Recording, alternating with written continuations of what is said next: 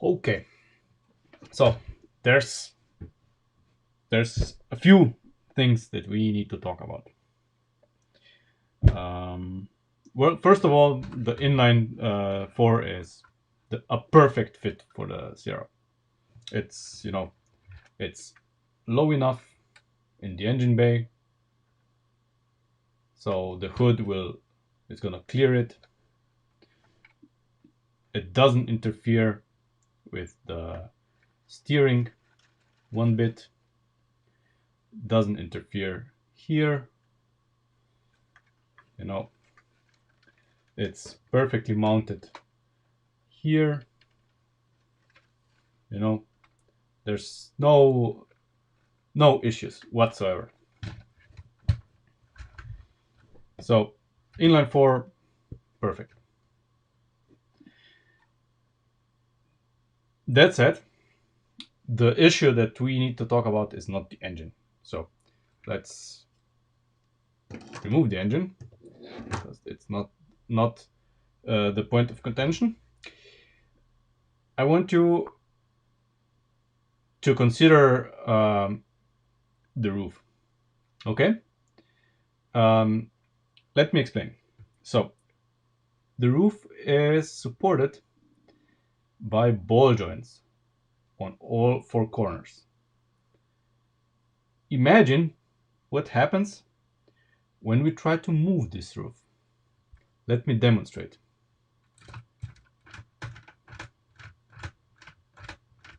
Okay, this is not supposed to happen, and it's really easy. So it's a disaster, and we cannot have this. Okay, so the roof needs to be supported on top here as well. We need to engineer something that's a little bit better than what we have. So we have to ditch the ball joints, basically. The ball joints are gonna be a thing of the past. So they are simply inadequate for the job here. And we are probably gonna go with something similar that we have in the Charger. Maybe not quite the same system, but it has to be something that locates both ends here, so that we we are not going to end up with this, because this is no, we cannot have this. Um, so yeah, this is an issue. It compromises the whole stability of the car, and yeah. But yeah, the positive thing is, uh, engine wise, both the inline 3 and the inline 4 fit. For the inline 3, of course, we need, you know, the inline 3 needs a power bulge in the hood. The inline 4 fits, as I said on Instagram, like a glove. It's perfect. As if it was made for this car, and as if this car was made for it. So it's a match made in heaven. So um, let's see what we can do here. Uh, Obviously, some re-engineering of this entire area is required.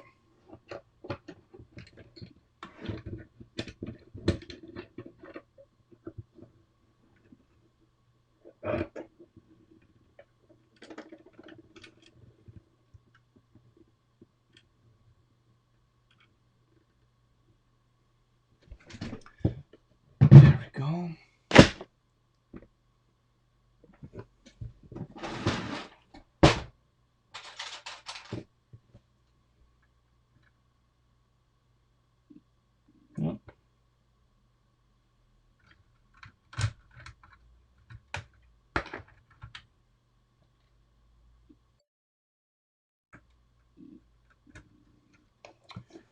me just quit Viber because I don't want distractions.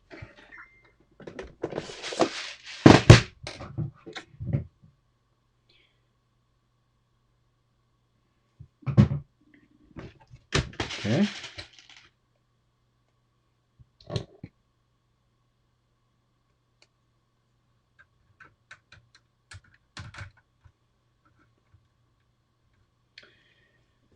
So either this or we go one stud lower. We'll see, because this is already the top of the roof, and you know, I don't want this to be reaching over the roof. So yeah, maybe we should go one stud lower.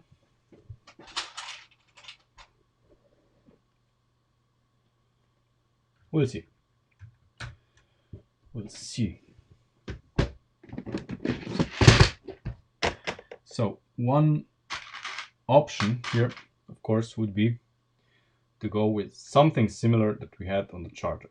You know, with this type of fixture, and then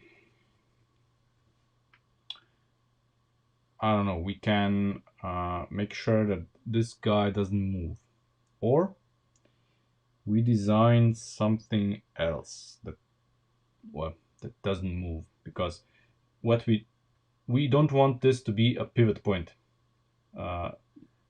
So both this and the back need to be fixed. So maybe we could even go with this guy here, you know, something like this. It would be perhaps easier to fix in place. There's always going to be that you know, that half a stud that's going to be the issue, but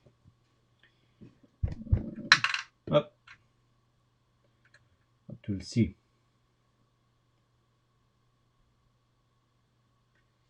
Let's see. Here, maybe here it's not even half a stud. Well,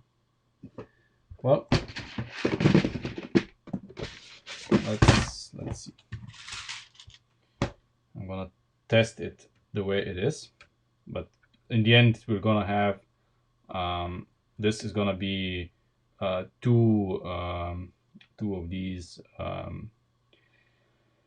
5x1 thin lift arms with an axle hole, and we are going to have a bar here, so you know, we don't end up with slack like in the charger.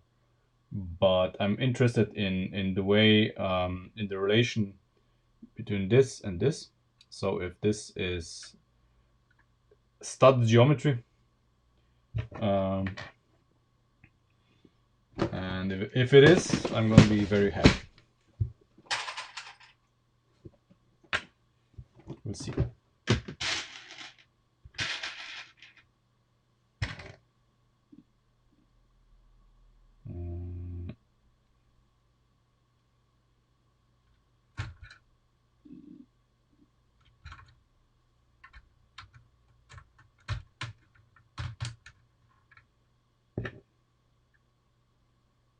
Could be.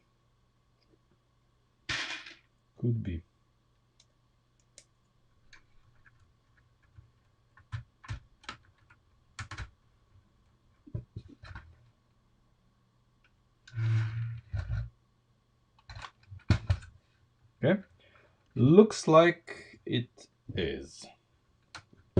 From my perspective here, could be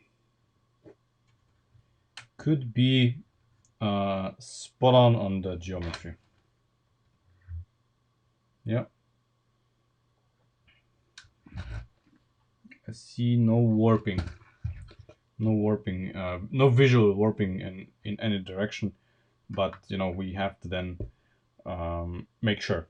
Okay, so now we have to fix this in position, and I think it's not gonna be that difficult, because the way I see it,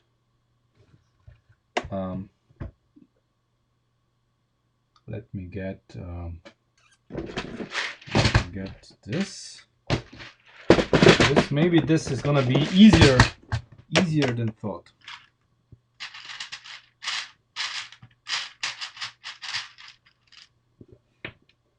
Maybe I'm being over enthusiastic, but let's see.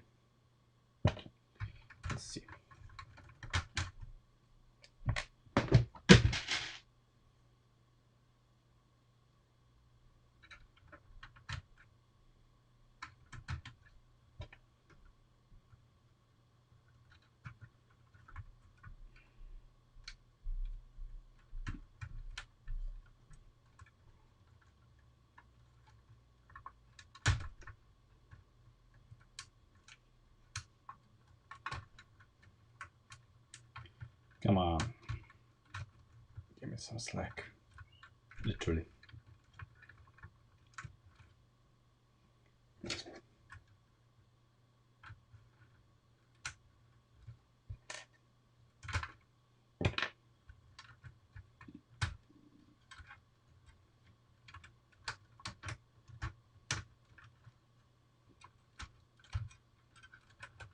Perhaps it's gonna be easier if I do this out of the car.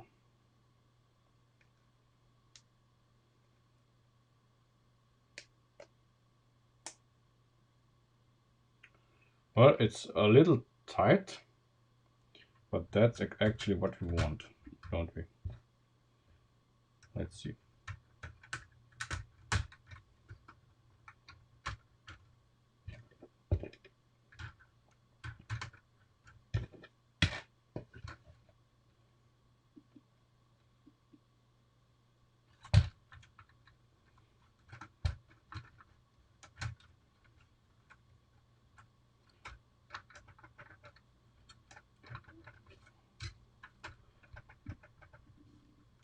Well, considering that it's just one corner, it doesn't look bad. Doesn't look too bad.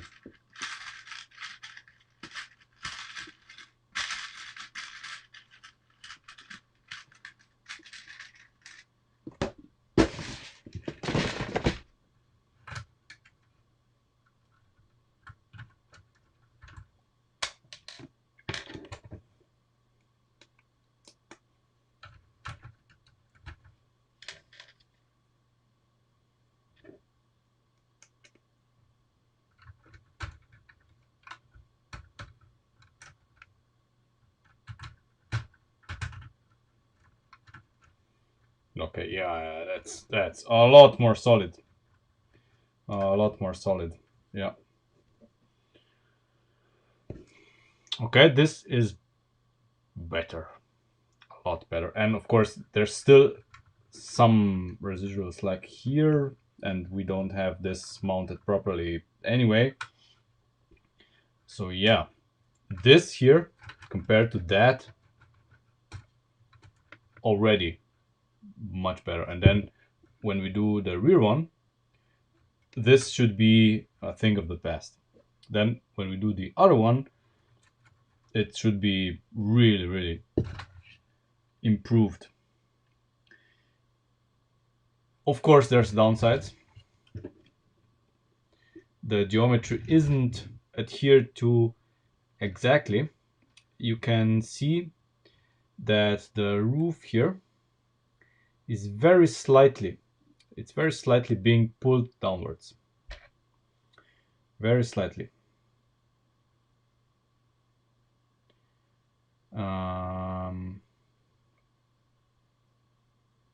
well, couple of issues. I mean, issues, not really issues, but how we are going to solve this. Basically, once we remove our jig here and let the B pillar take over, this bend here is gonna go away.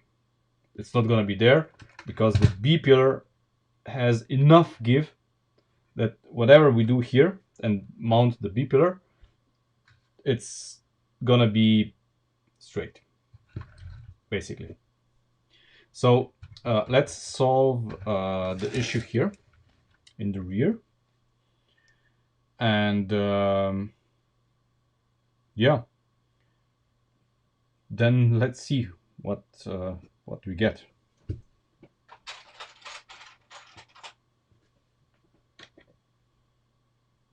Well, I'm just gonna start right away with these.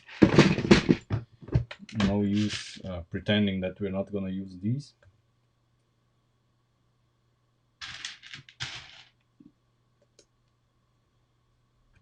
So throwing this away.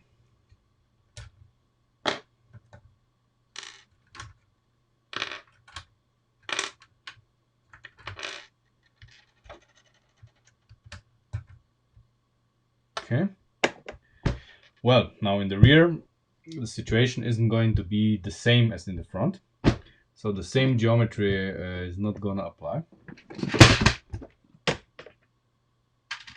But let's see what we get. Let's see what the situation is.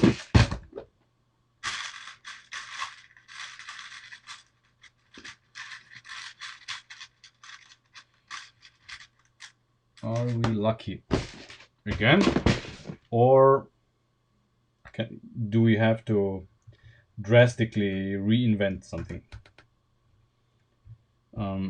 So basically, we know it's two studs here. That's good. That's very good. But other than that, I don't know.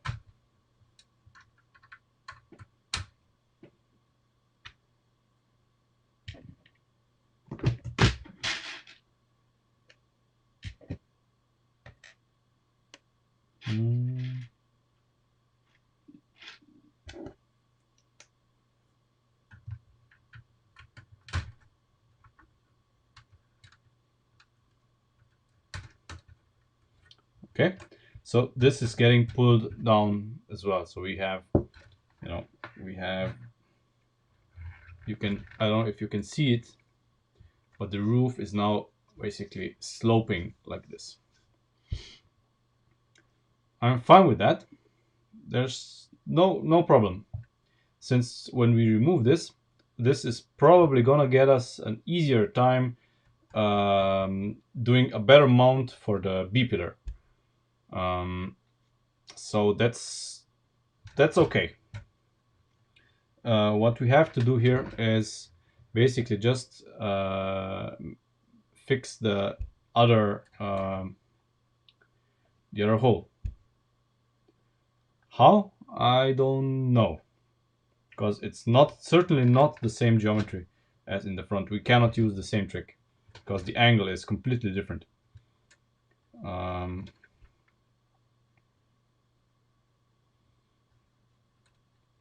Well, we can prevent this from happening basically by just inserting a pin that fits tight. So this is not gonna happen. We can then lift, we can lift the roof properly. Oh yeah, this is already a huge difference. And it's, we need to move these outwards. So yeah.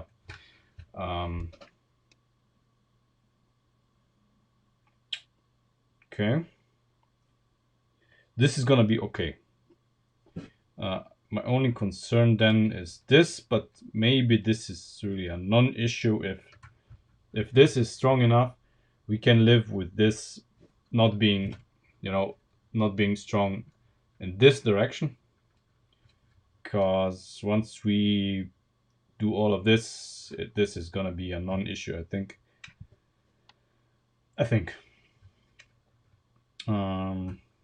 Yeah.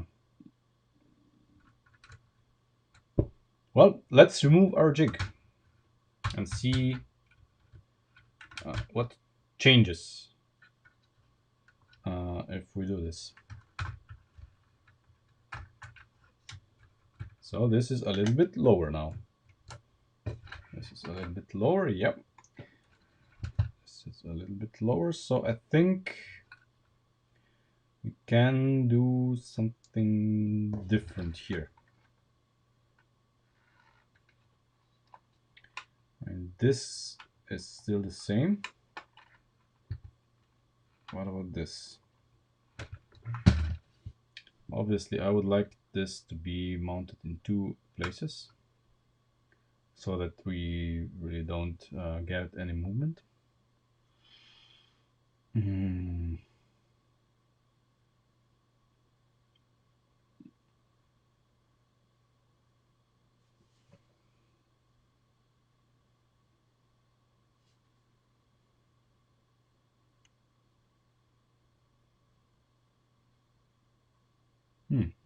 Okay.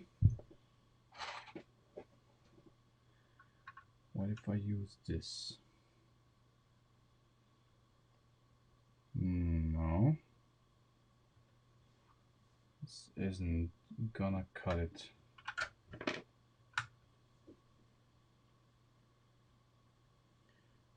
But if I use... I'm gonna use this. Oh. Long this. Just, you know, just so I can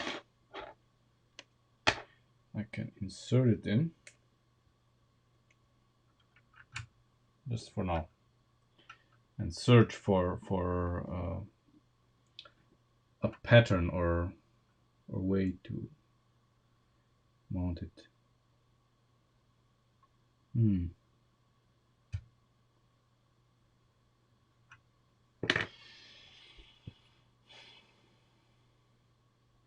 It's not any easier.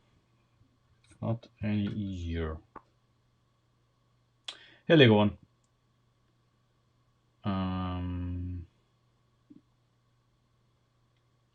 Okay, so we are going to replicate what we have here on the other side, just for some consistency, and then we want to see what we are being presented with.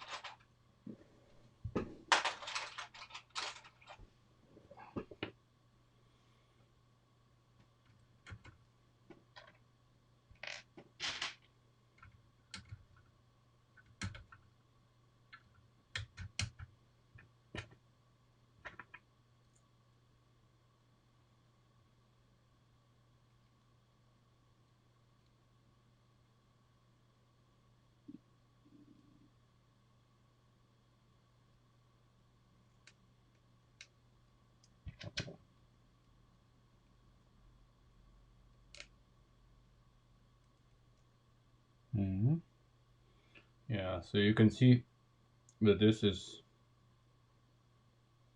no, come on.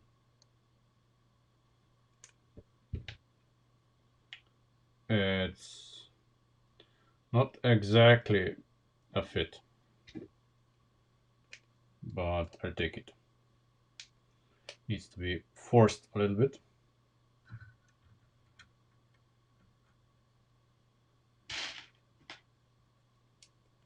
The reward is that it's super strong. So yeah, oh yeah, much better.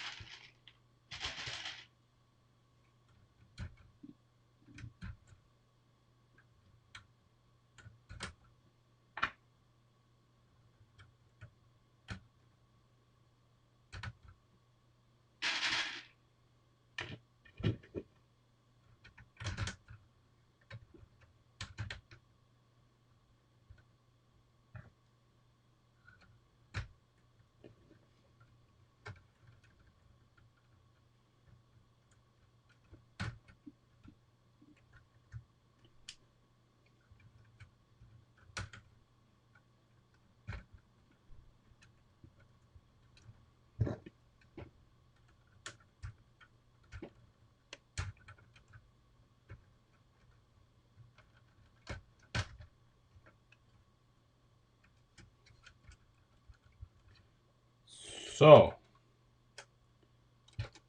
at the beginning of the video, I couldn't do this without twisting everything here. And the B pillar isn't even attached. So this is an improvement already. Quite an improvement. So no ball joints on the ends is a big improvement.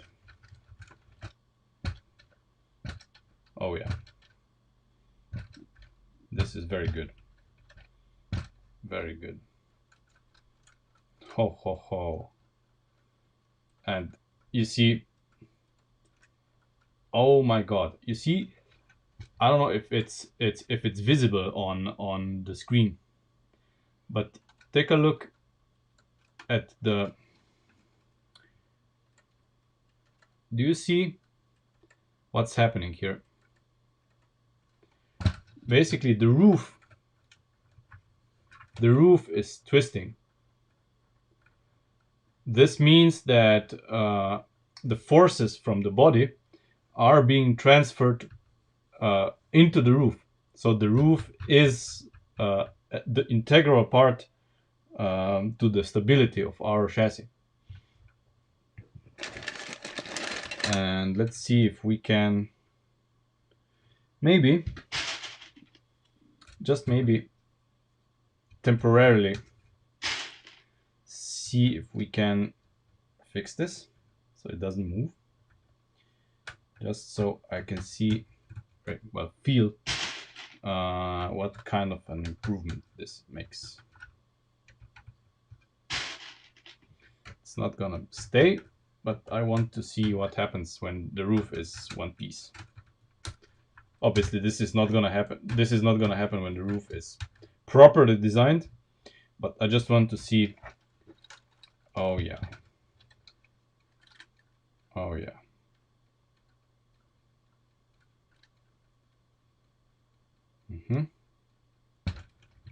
Yeah.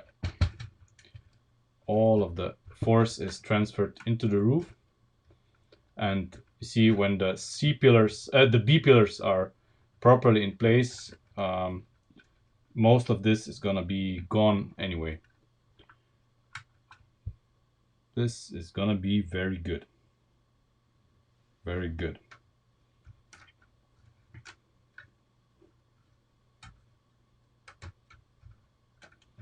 And accidentally, you know, that now that we inserted the pin here, and that if when we use the L arm, the pin makes sure that that this guy here cannot move either way,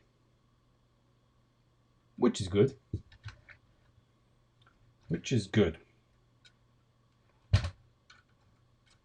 Yep. So yeah, and of course when I lift the roof here, the problem here is the mount. This basically flexes, so this flexes, and we are gonna fix this because we're gonna move this guy closer here, and the roof is gonna be, you know, the structure is gonna be completely different anyway. We're gonna use panels and stuff, so don't worry about it. For now, this is irrelevant. So next, now that we solved this issue, which bothered me a lot, now the only problem here is, you know, when this happens, see,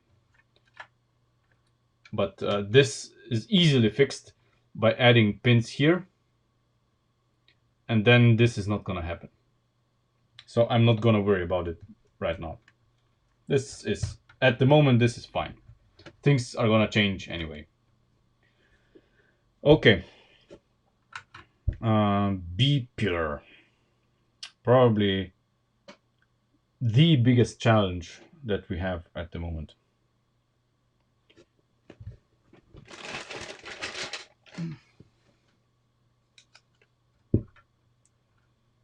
Obviously, we're gonna have this guy. Well, let's say it will be here, yeah. So, yeah, I cannot fit it in here because it's, yeah, this guy is preventing it.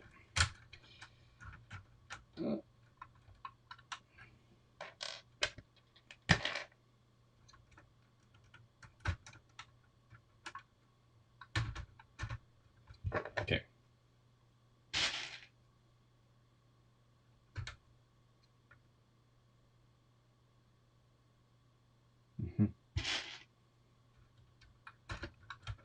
Okay. There. Something like this. We'll see.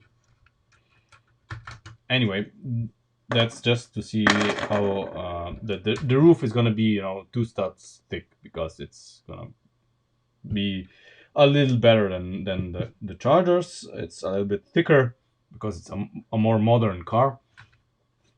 But yeah, we need to mount the top of the B pillar somehow to our roof.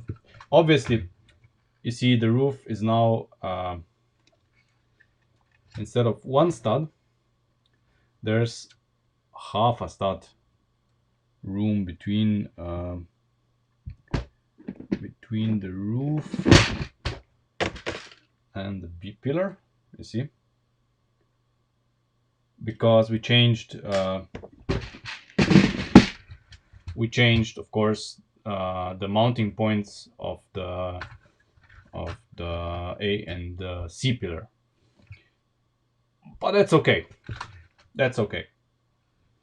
So this means that the roof is a little bit lower. You know, in the end, it's gonna, the half a stud is not gonna make a difference anyway. Okay.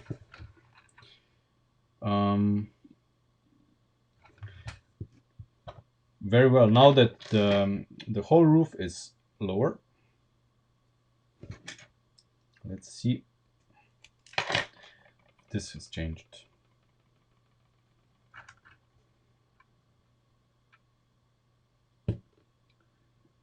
Has this changed?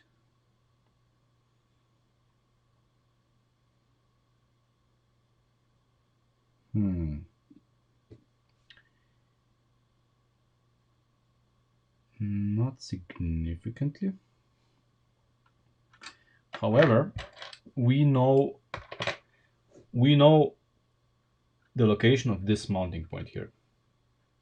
So this mounting point is on stud here, but there's half a stud room between it and this. Obviously that's not perfect. Ideally we would like this to be on stud, but it is what it is.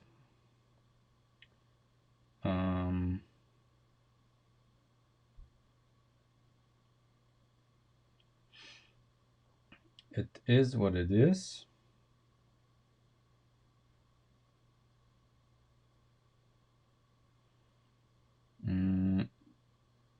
What would be a solution for this?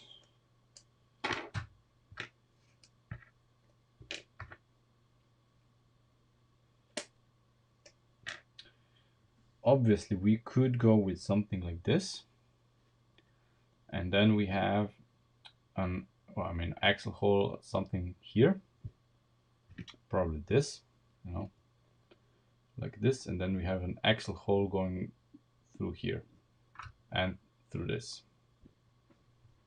It's a possibility. It's a distinct possibility that we are going to explore. Yeah, whatever. It's an experiment anyway.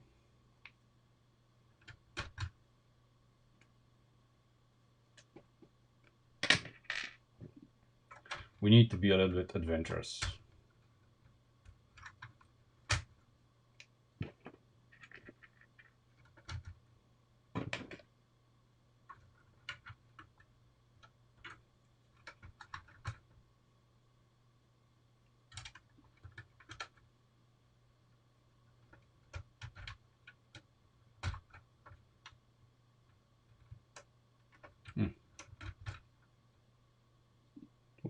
What am I doing?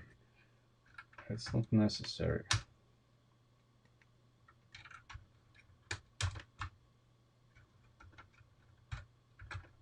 There. Okay. So this goes away, and this goes away too. So does this. So we have this and this.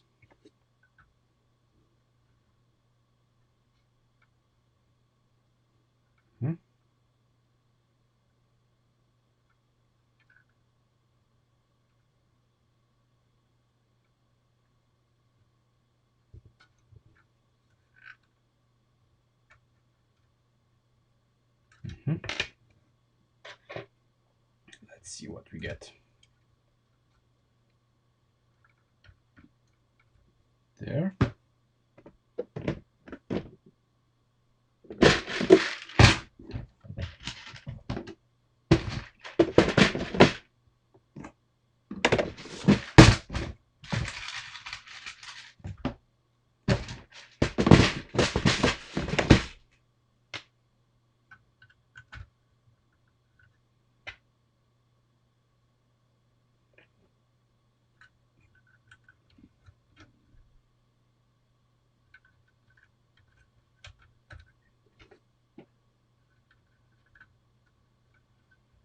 So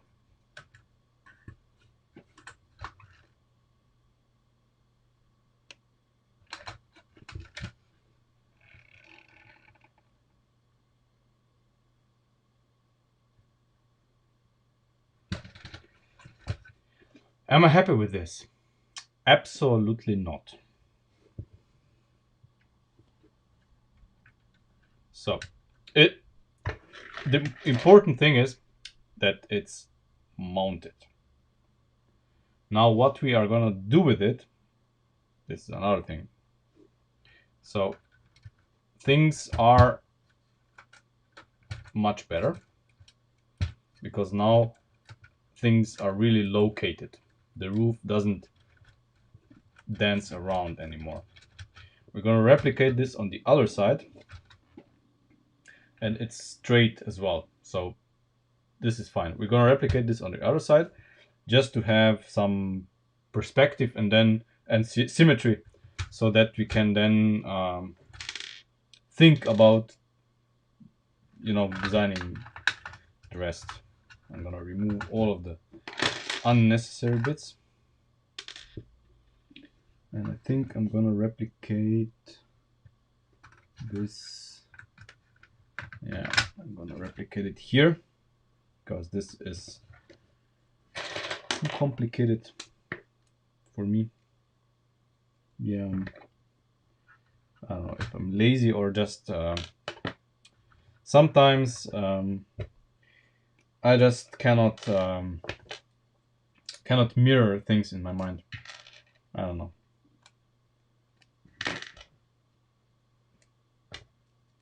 So it's easier for me to do it like this.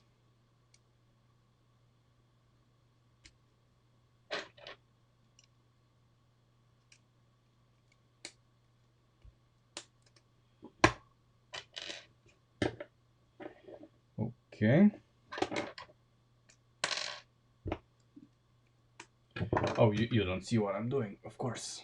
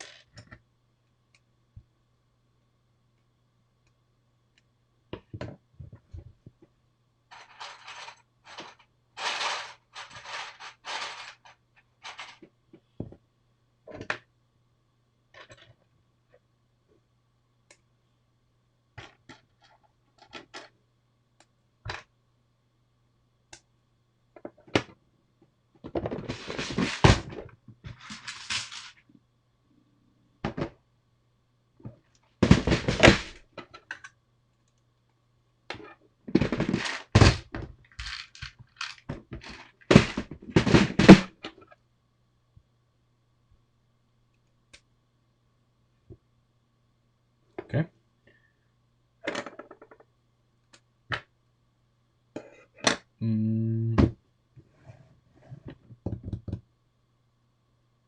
Oh.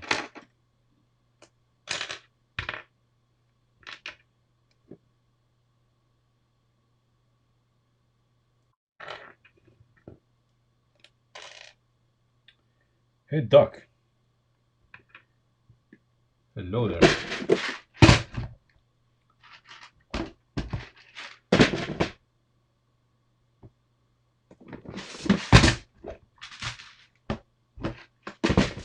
Okay.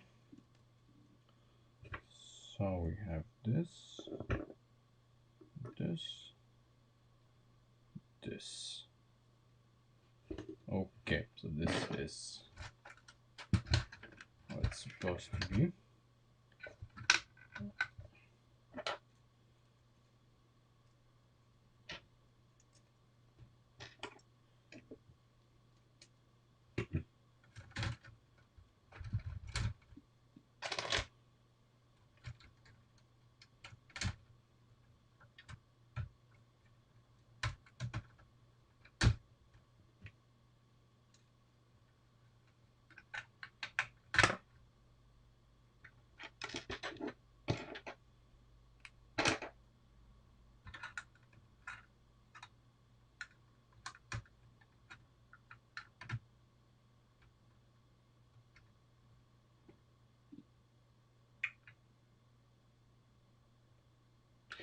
course.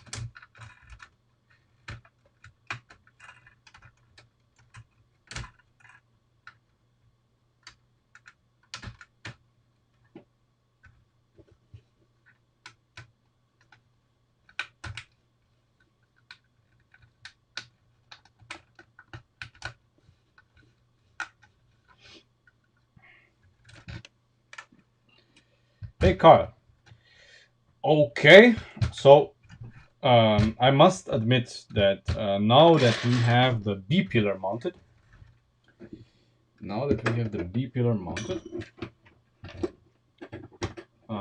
things, even though I'm not happy with the B pillar, things are a lot better. So let me just hold this in my hand.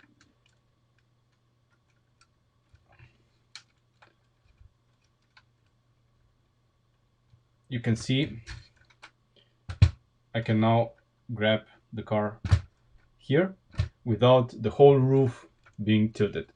So the roof is still not as fixed as I would like, but compared to what we had at the beginning of the stream, this is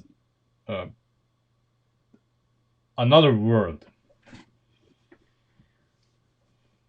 And you know, because the roof is now fixed as it is, the whole feel of the car changed. You know, now that we have this, you know what the next logical step is, of course. The next logical step is hand of God steering, because you know I want the hand of God steering on the roof. Well, yesterday, so we're gonna do the hand of God steering. So that's one of the functions that we prepared, but until now there was no, well, incentive. You know, there was no reason to do. Now that we have all of this fixed and the roof is no longer, you know, wibbly wobbly, we can do the hand of God steering. For this, we need to remove this floorboard because there's no room for the gears, and we're gonna replace it with two, basically, with two 11 stud lift arms. And well, I don't know yet what we're gonna do here. Well, let's take this apart and see what we end up with.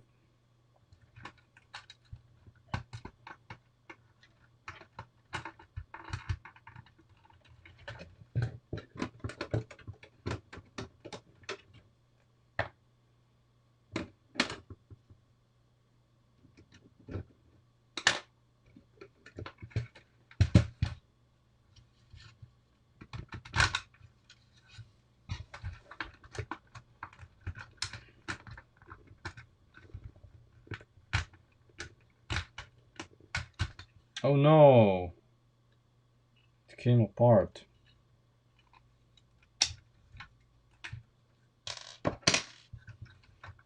For now, I think we're gonna omit this entirely, because this is gonna be taken apart at least several times anyway, and I just want to have room here.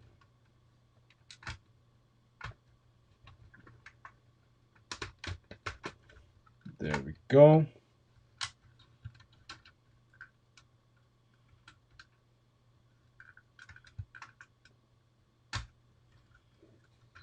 We'll see what we are going to end up with later.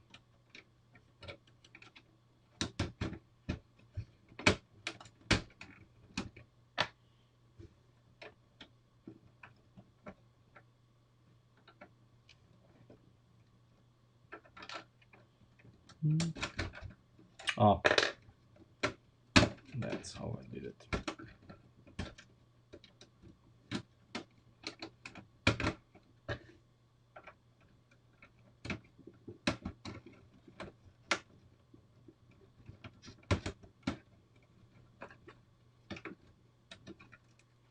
because, you know, this plate here is not structural. It's not essential for anything. It just looks. So if it's not there, who cares? At least for now. When we decide what to do with this, you know, we are gonna finish it. So where do we want the hand of God steering to be? That's the first thing to determine. So the axle that's gonna go from this here. This is our axis for that goes to the front and actually provides the steering. Is gonna go, I don't know, probably to here somewhere, and then the cardan shaft is gonna go up. So basically what we have to do here is just provide a 90-degree turning point that goes up.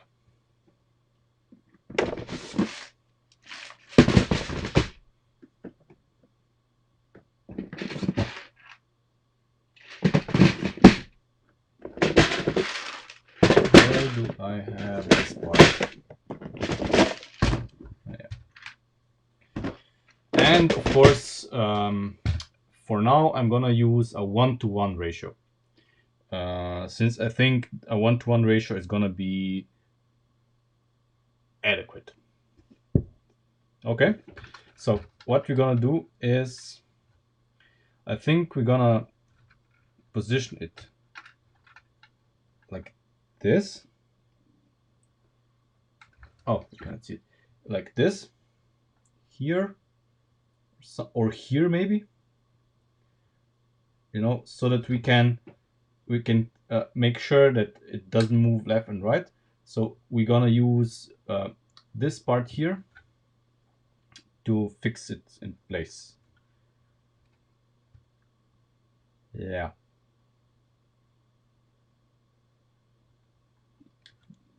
Just simple, you know. Very simple. Yeah. Well, simple, you know. This needs to come out again, because I need to pull this apart again, because we need to change this. So this needs to be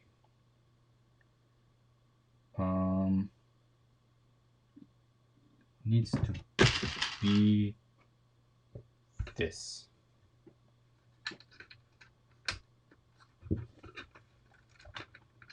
So now it goes back together again. Come on, work here.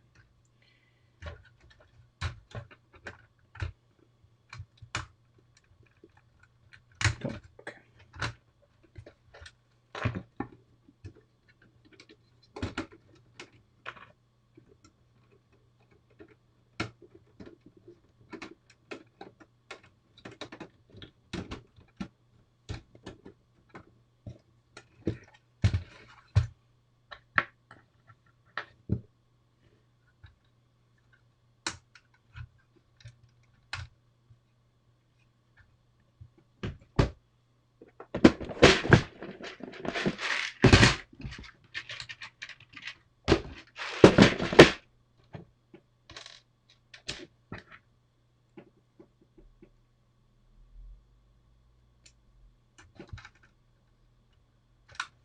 See?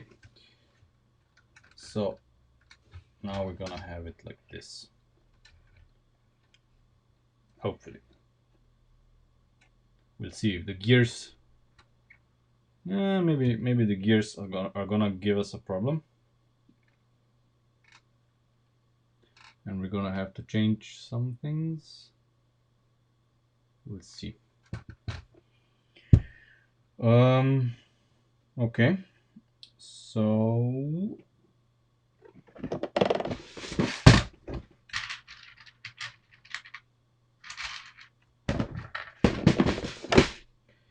I know that this gear, the small gear, is not gonna give us a problem, but the big one might, because, you know, it's probably gonna, can you see it? Yeah, it's probably gonna interfere with this one, but I don't know. So that's why I need to test it. I need to test this. I think it will. Yeah. Okay, so we need to change this mounting point to something that this gear does not collide with it.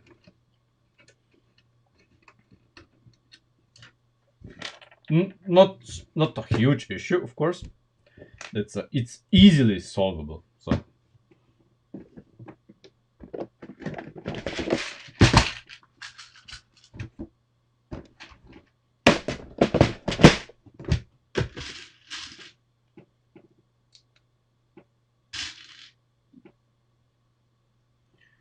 fortunately, not all problems are dramatically difficult.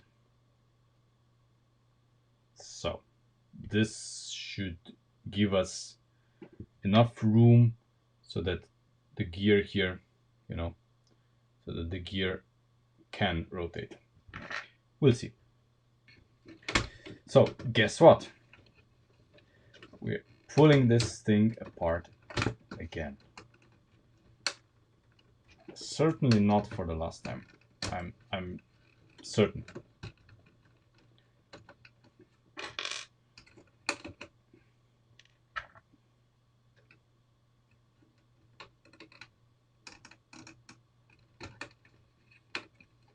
And I'm pretty sure that what we're doing here isn't the final solution that we're going to use in the end. But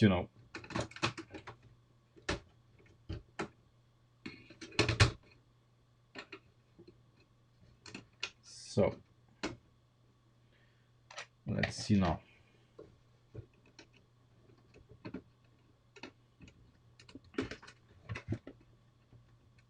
There we go. No collision. The next thing that we need to test is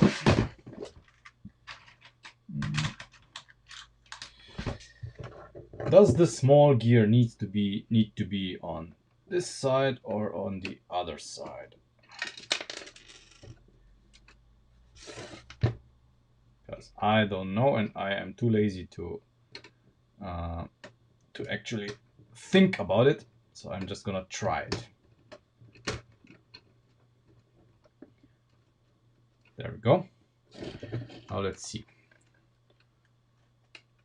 Perfect. Perfect. This is perfection. Just the right side. Okay. So what I need to do here is I need to put the pin in there, fix this here, and we're done. But at least here on the underside. On the underside we are done. There. For now, of course. We're gonna do this slightly better once the time is right for this. Because obviously I want axle connectors here all the way, so there's no exposed axle.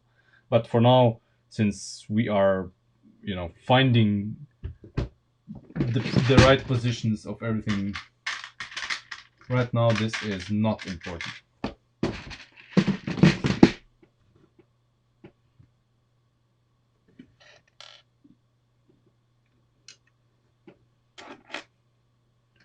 Well, who would have thought?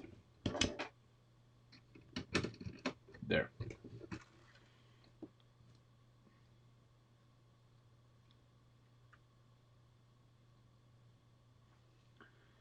I think we can be pretty happy with this.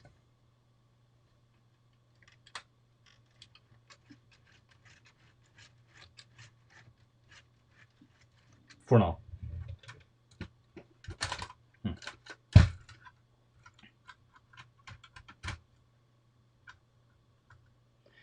some work is needed, but yeah.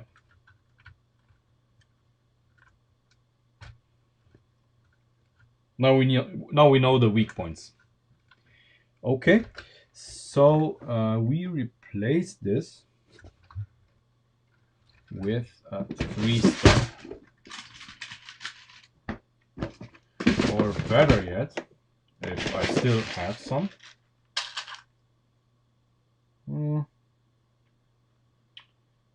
I may or may not have enough of them.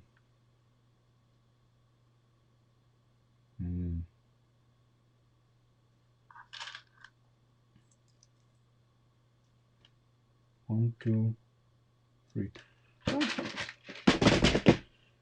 Okay, well, we can now replace this with this.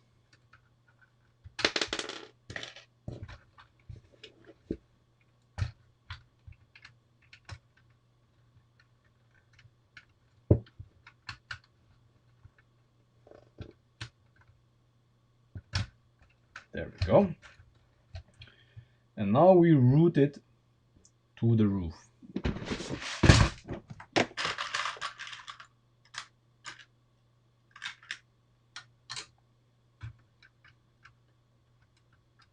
Okay, this is too long. This should be right. Well, here I want to have the same thing that we have in the charger. So one of the good thing is, of course, that we can position this anywhere we like on the roof, you know. But one of the things that I want here is that I want a removable knob here as well, just like on the charger. And it's not really difficult to do, I think. But we need a 9er, not a 10er.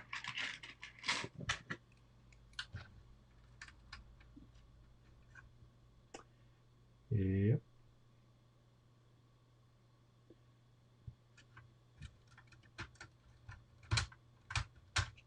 I think this is gonna be okay. So here,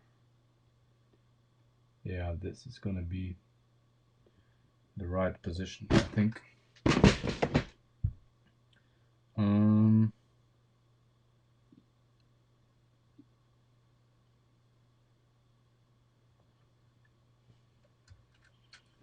Okay, so let's first do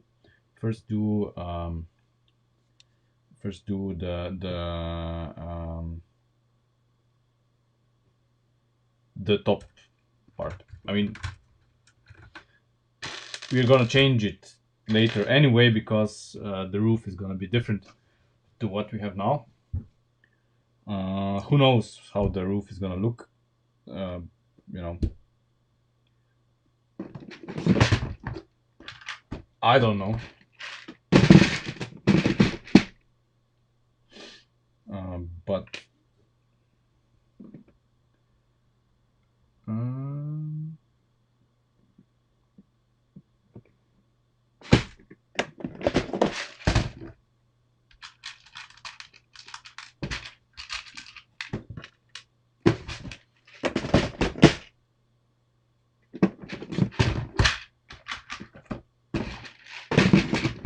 But the gist here is that we want a removable steering knob.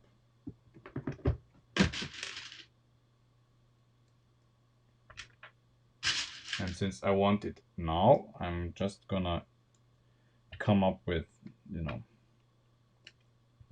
this abomination.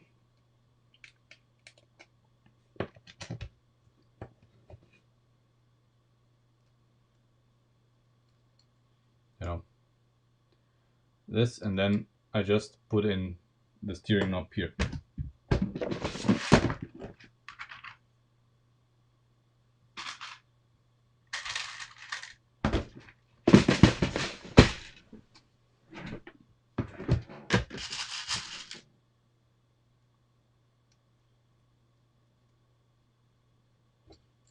So I put the steering knob here.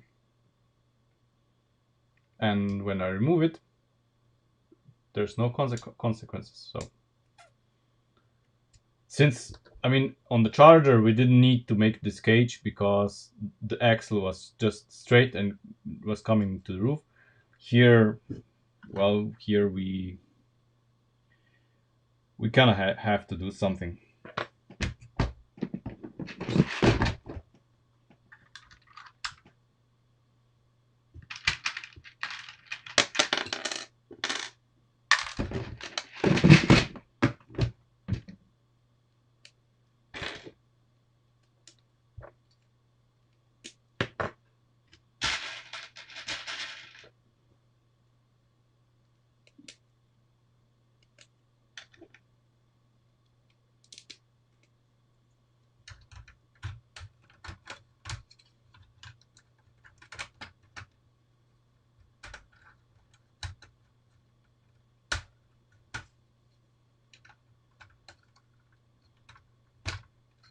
There. Well, I'm pretty sure that the final product is gonna look a lot better. But for now, it's gonna have to do.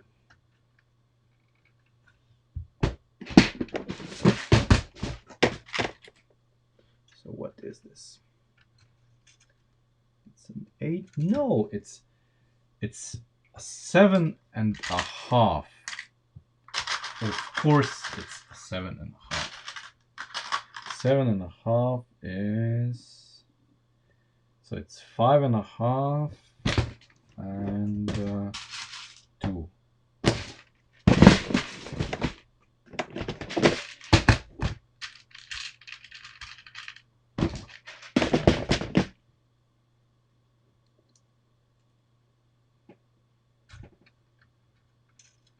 Okay. There we go.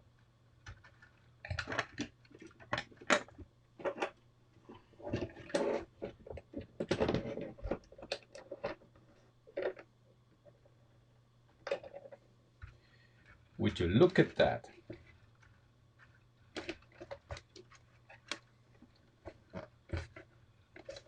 We have a hand of God steering all of a sudden.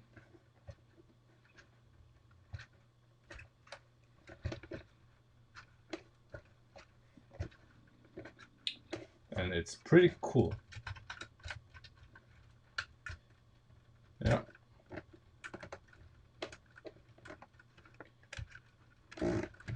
I can, with the hand of God steering, I can basically apply pressure here. I can apply pressure here, and when I apply pressure here, see the car, the front is being compliant, basically. So I can, feel what the car is doing, and I can, since the hand of God steering is positioned in this particular part of the car, I can both work the front, and if I want to, I can make the rear step out because it's kind of central. So yeah, I mean the steering feel, there's of course slack because the inherent slack of the system, but it does feel very, very good.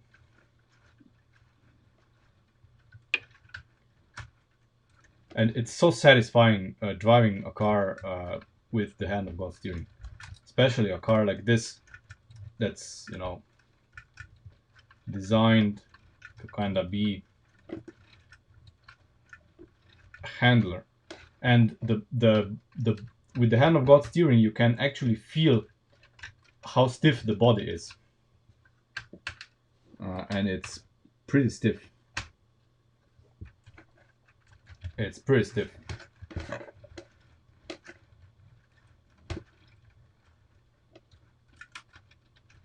and I can feel that when I when I go into a corner, the rear suspension actually doesn't really, it doesn't really. I don't know if you can see this on camera, but the rear suspension doesn't really, you know, it doesn't really move that much, which would be consistent with what's happening in the rear car, because the front, the front is diving into the corner the most, and the rear isn't doing that much of a movement. So the front is more dives in more than the rear, basically. And you can see how really the whole body is well, in Lego terms, it's like very stiff, much stiffer than your average Lego or mock car. Since what we have here, well, most cars that people build are developed among a central supporting structure, and we don't have that. We don't have a central supporting structure. We have basically, it's a cage. All of our support is external.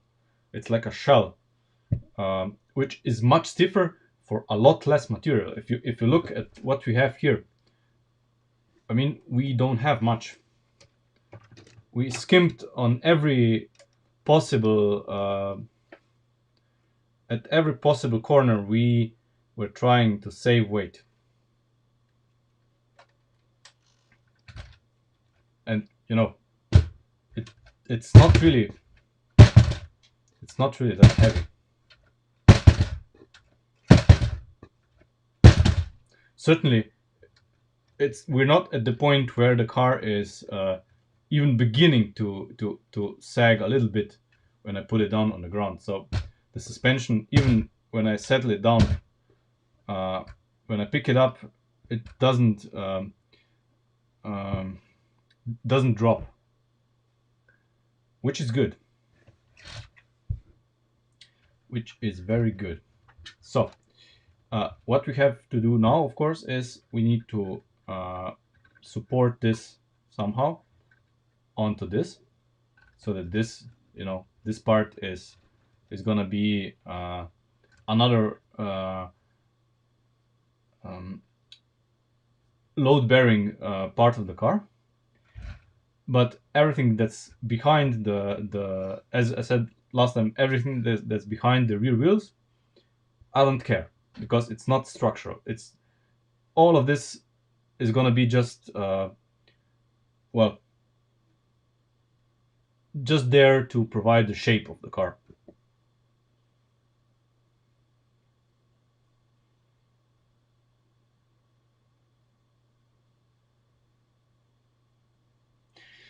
Yeah, I mean, hand of God steering, in not just hand of God steering.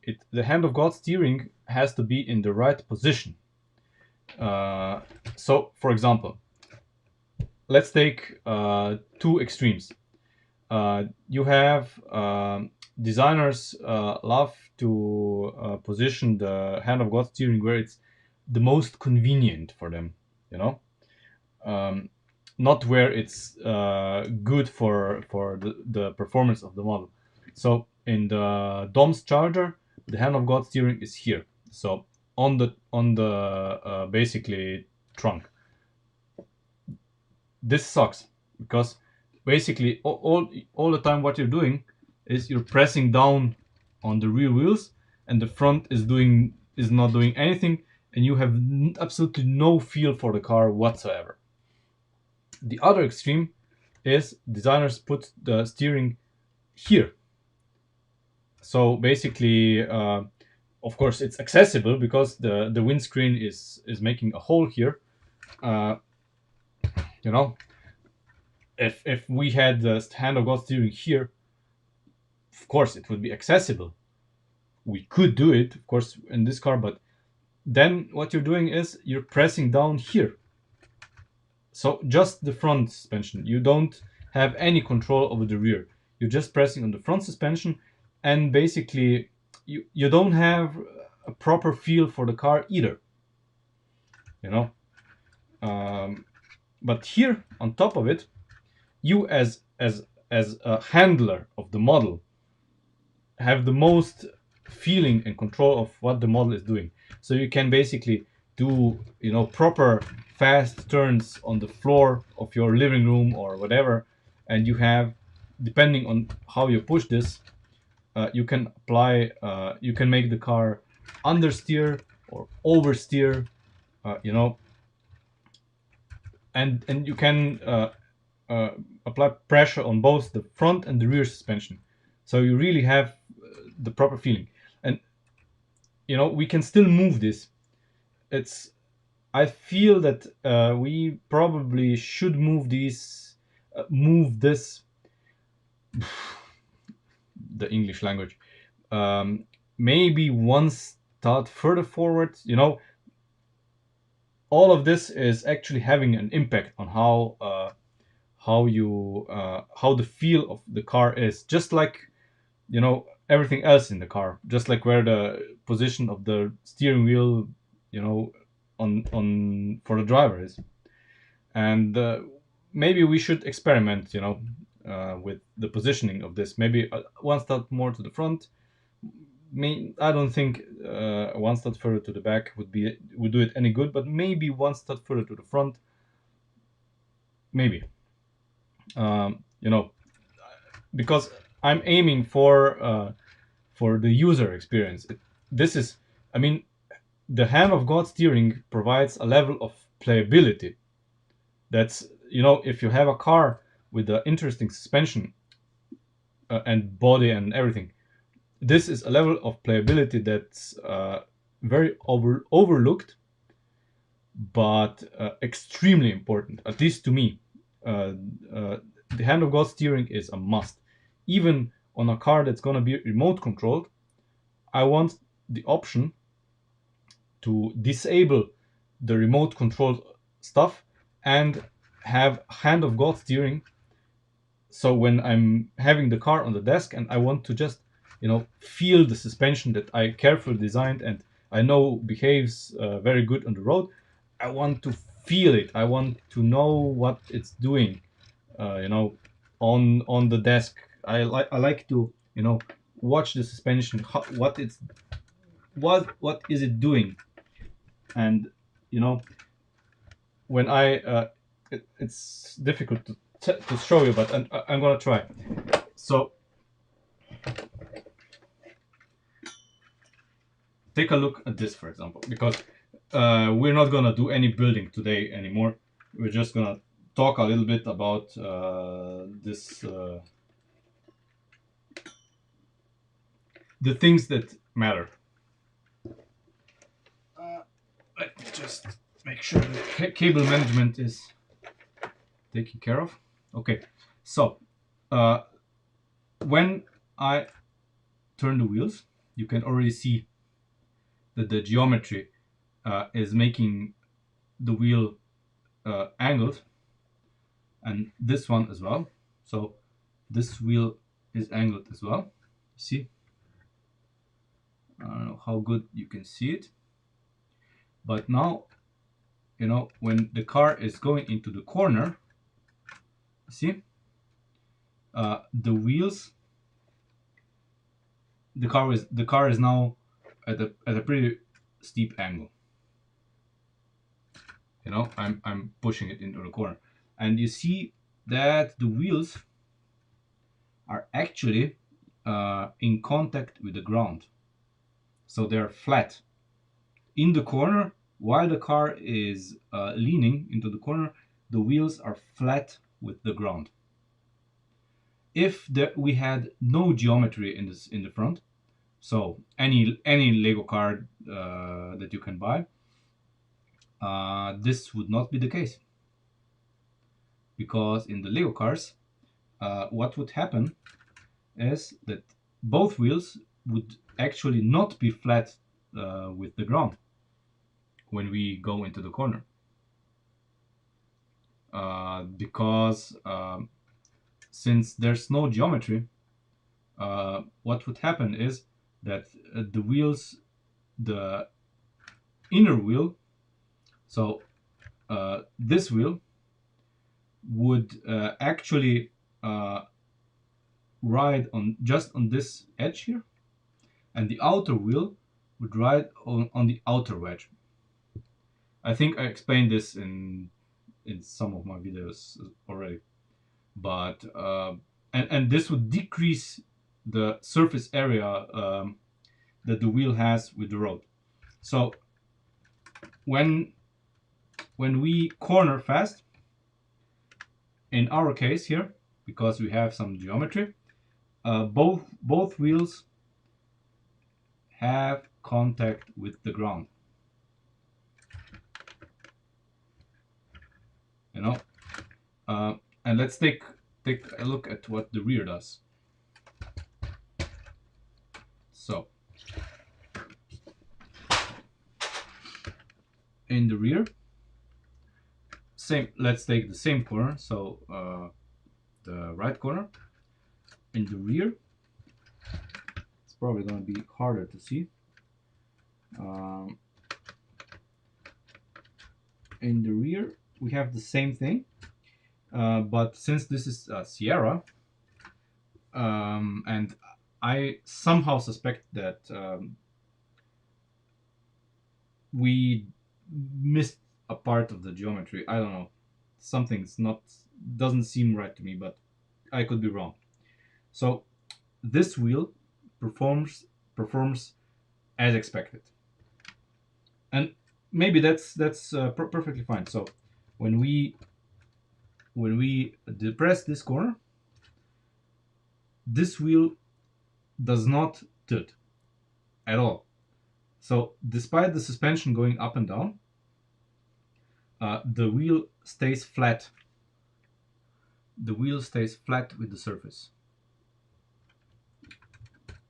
See?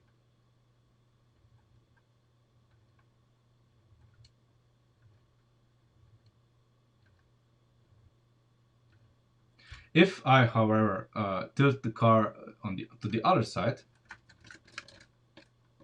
so I'm doing full tilt to the other side,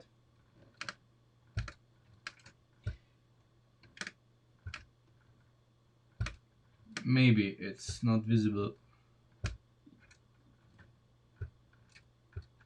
Yeah, the wheel basically tilts a little bit to the inside. Not very noticeable, I must admit. Yeah. I must admit, now the wheels are slightly, when I lift the car off the ground, you see the wheels are slightly tilted inwards.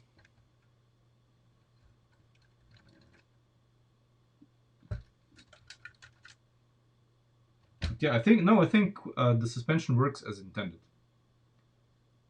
Yeah, it works as intended.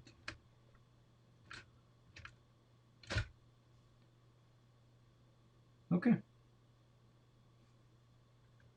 You can see the adventurous angle of our Hand of God steering. But I think it's a better solution than in the Charger, because it's much more efficient. It's much more efficient. But in the Charger, we really did not have we didn't have any other option than what we did. It was the only option available to us. But here, this is much better.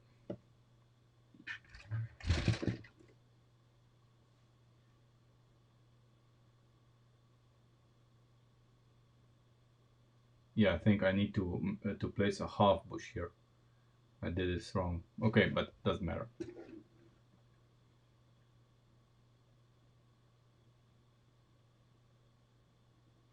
And I think the complexity that with it, it's it's this kind of complexity and non-standard layout that makes it interesting for me. You know, I'm so tired of double wishbone suspensions without any geometry that Lego does. It's really not interesting to me. I would rather have a car without a suspension if this would mean that the car is more interesting and has some functions that makes it make it interesting, like a truck with I don't know, some good features. Um, so yeah, I really try to avoid doing the standard stuff.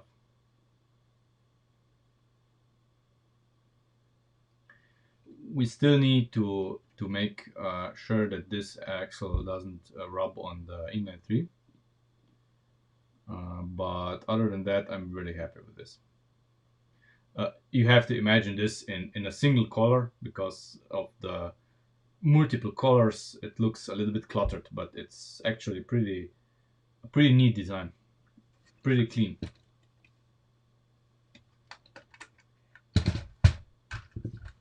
Pretty clean. And we have so much room. There's so much room in this car. See? So much room.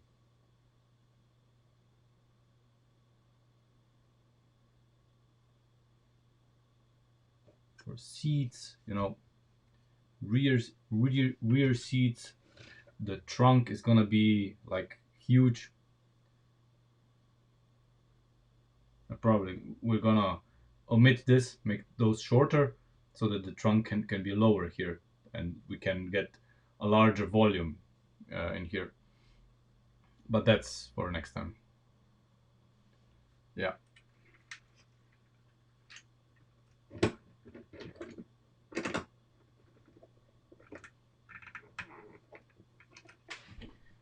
And I'm really happy when I lift the car here. It's so sturdy. You can really feel, you know, that nothing moves anymore. You see, and the floor of the car and the roof are, well, obviously that's the weak point that we need to solve, but we're gonna solve it. And the doors are then gonna cover all of this anyway, because the doors, you know, the Sierra doors have they have surrounds that are tilted and as well, but you know, and they are not they are not structural, so we are gonna solve the non-structural parts of the doors much simpler than this, because they don't have to really hold anything together. They just have to look the part. No, I am not gonna do brick build stuff. Maybe a brick here and there, like a license plate, or you know, just small stuff, but no bricks. The dashboard is gonna look good enough. It's not gonna be super detailed, but we're gonna do a dashboard that when you look at it, you will instantly say, yeah, that's a Sierra. That's the plan, anyway.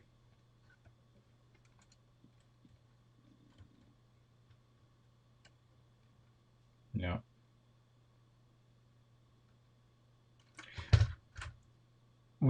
I mean, I'm obviously gonna reapply our jig here, so I can check now that the roof is the roof supports have changed. I need to recheck if, you know, the most important part of this is that the floor of the car is straight. I don't really care if the roof is straight. Doesn't matter. But the floor part needs to be straight. I don't want this to be, I don't know, bent or you know, tilted inwards or whatever. But yeah, it's gonna be great. Anyway, that's it for 2020. I think we did a lot since July. We made the charger. We have a rolling chassis with roof for the Sierra. And we are going to do great things in 2021. I think at least 3 cars. Um,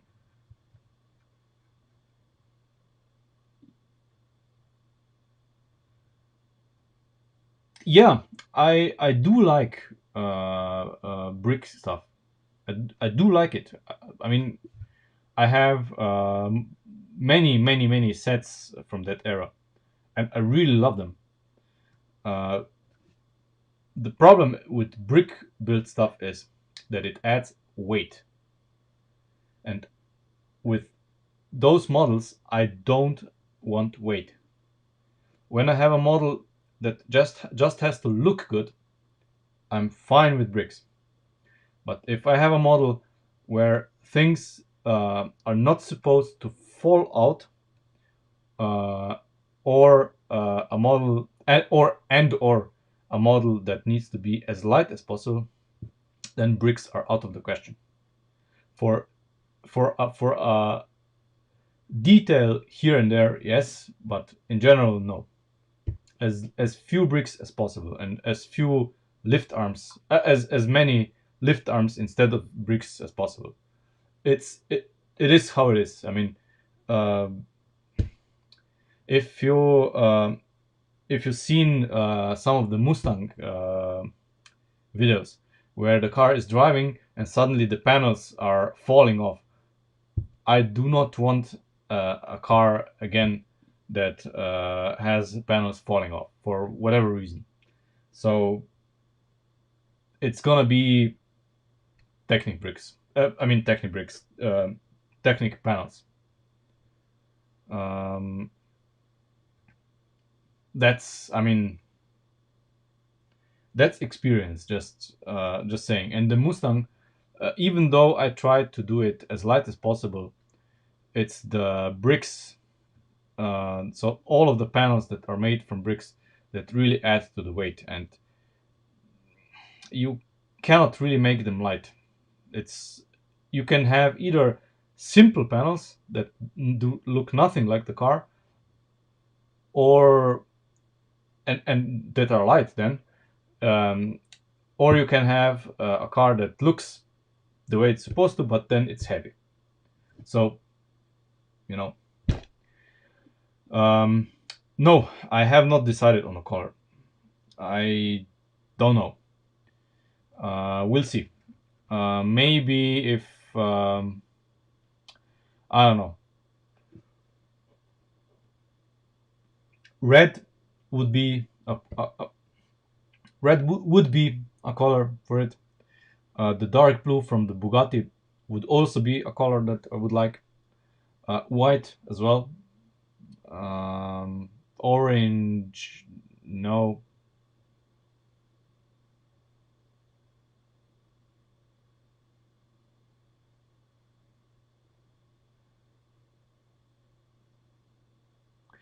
Um, See, the '69 Mustang has a very interesting suspension.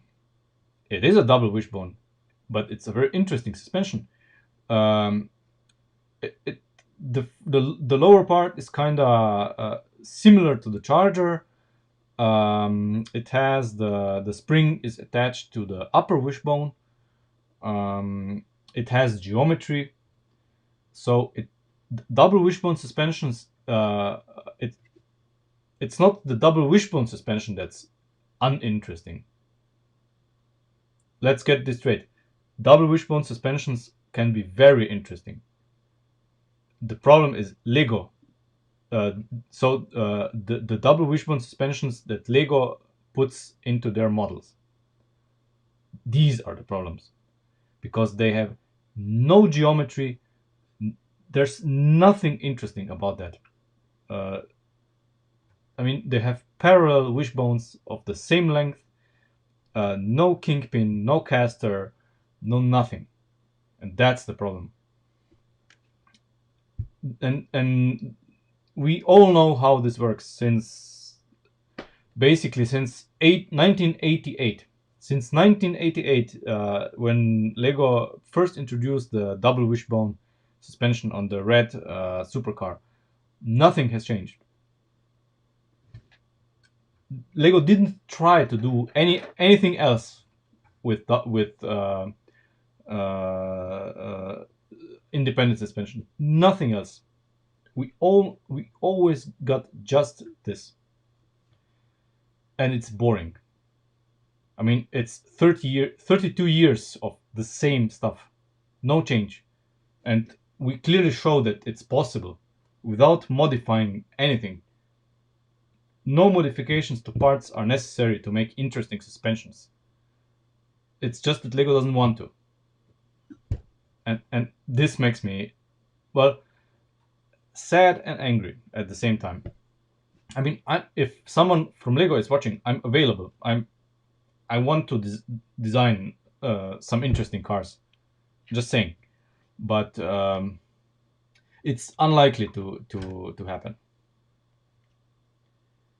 I have very low expectations for the Zetros, Mercedes Zetros.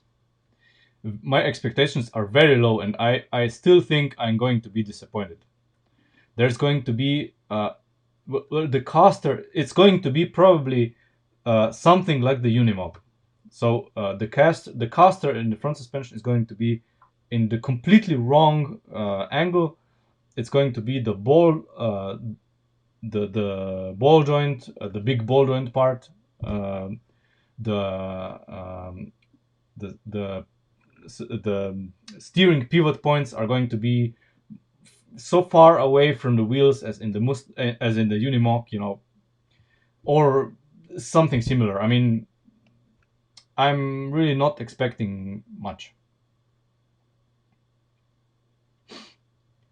The best car, if you ask me, is the 8880. I love the 8880. I need to buy one again to complete my collection. I mean, my collection is really, the 8880 is one of the models that is really missing from it. But yeah, the 1988 car was very good.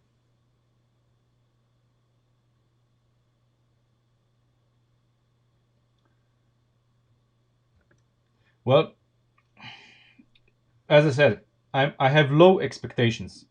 So Lego, I'm giving Lego all of the opportunity to surprise me. I will not be sad if Lego makes something interesting. Not at all. I'll be happy. Just saying that I have low expectations. Um, so yeah, I mean, what can I say? This year, I mean, probably not gonna buy any sets from Lego, except the Bugatti Chiron. We're gonna buy this no matter what, but we're not gonna buy the Chiron because it's a good set. Just saying. Um, Other than that, I don't plan to buy any Lego sets because they're just uninteresting.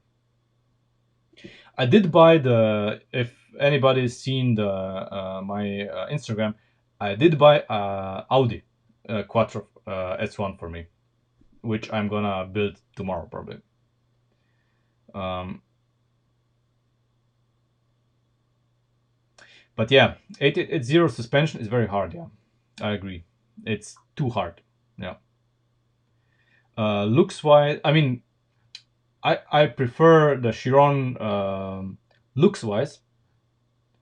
In the uh, regarding the technology or the technical aspect, I don't really care about either of them.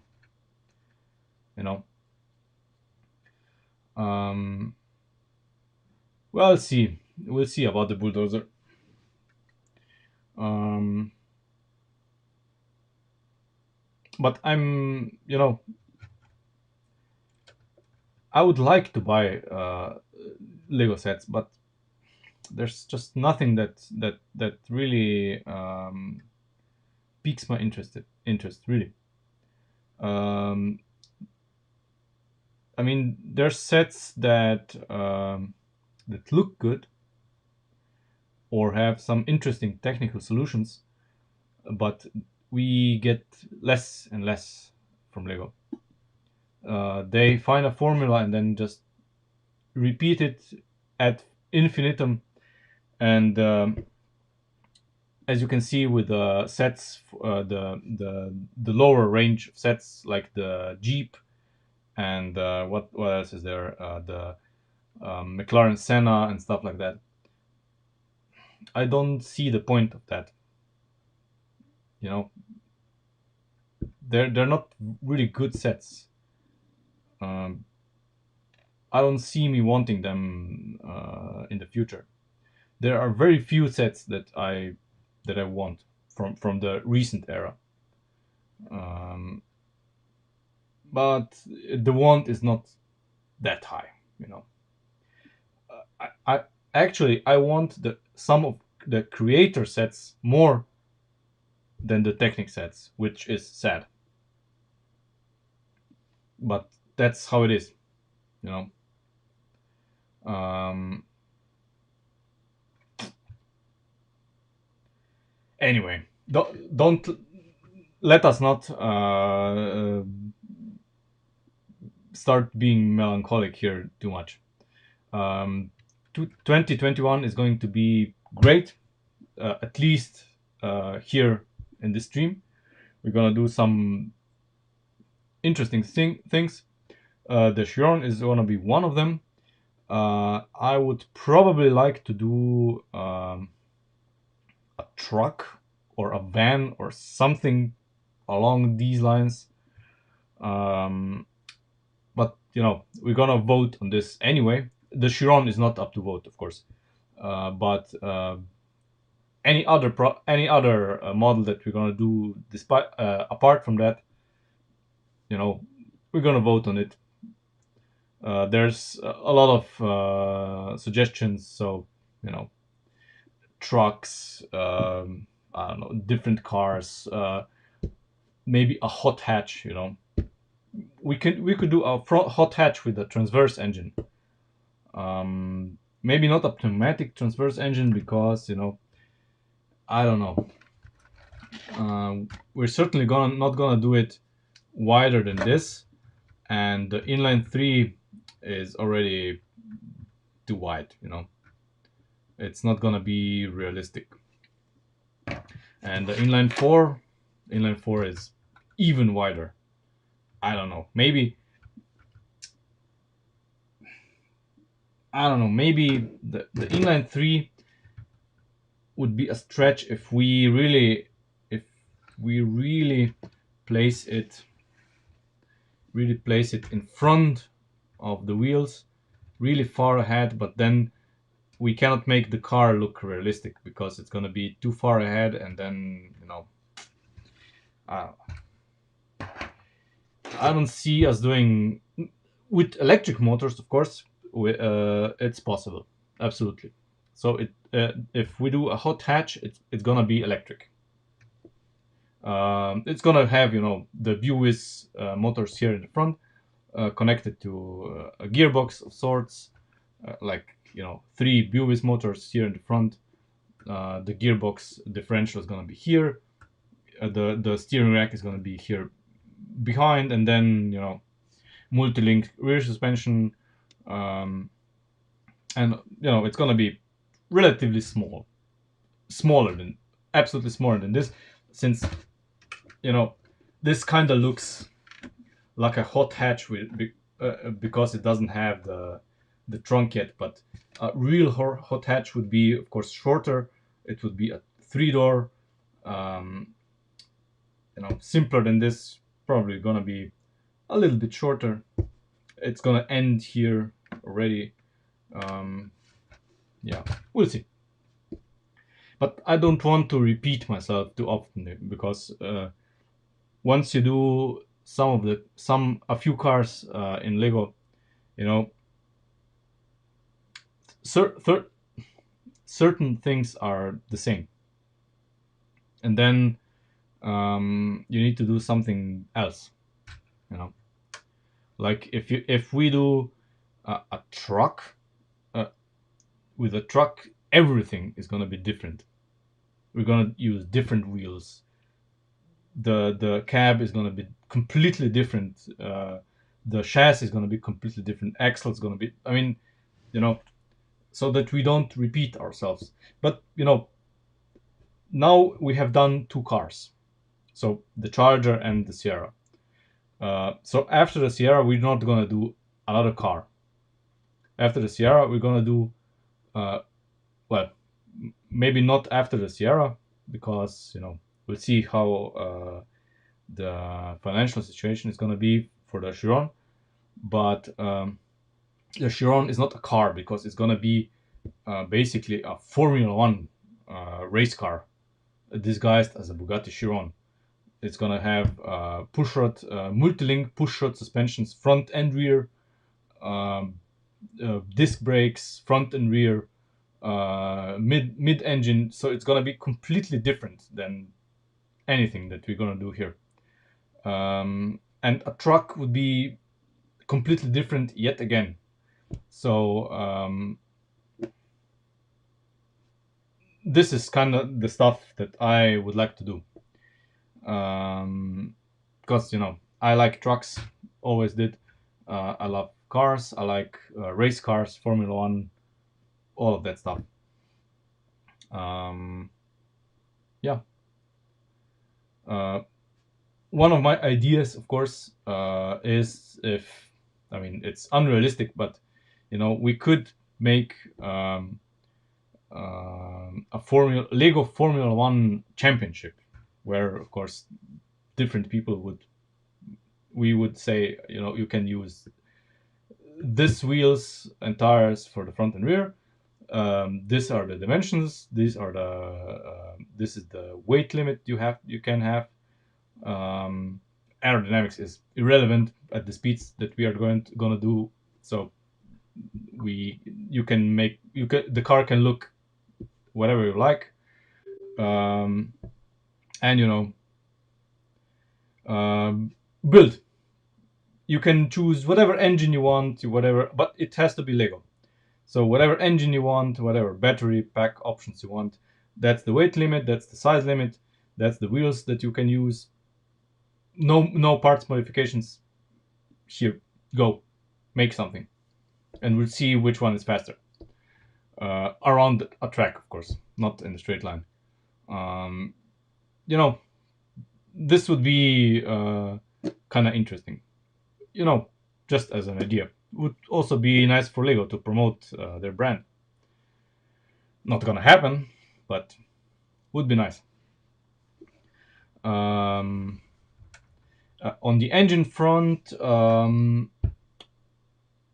I would like to make kind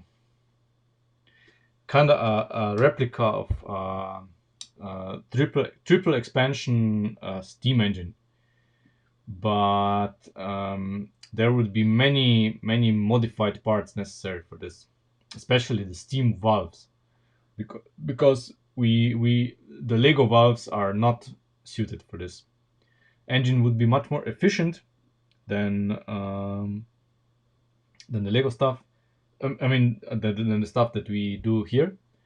Would be a lot slower, but that's also one of the things that I would like to do.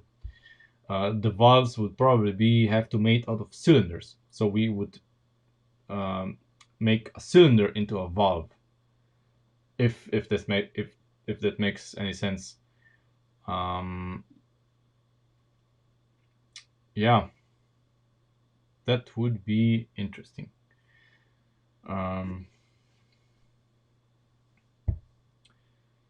But anyway, I'm babbling for too long.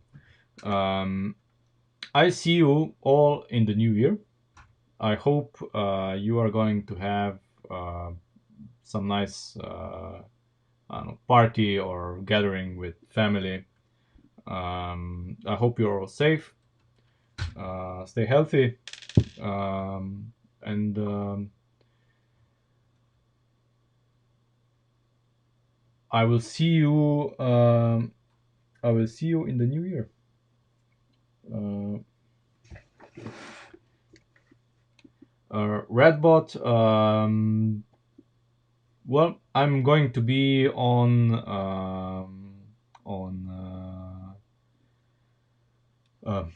what this Discord if you want. I think on the Facebook page is invite link, so you can join the Discord and we can debate this after the stream.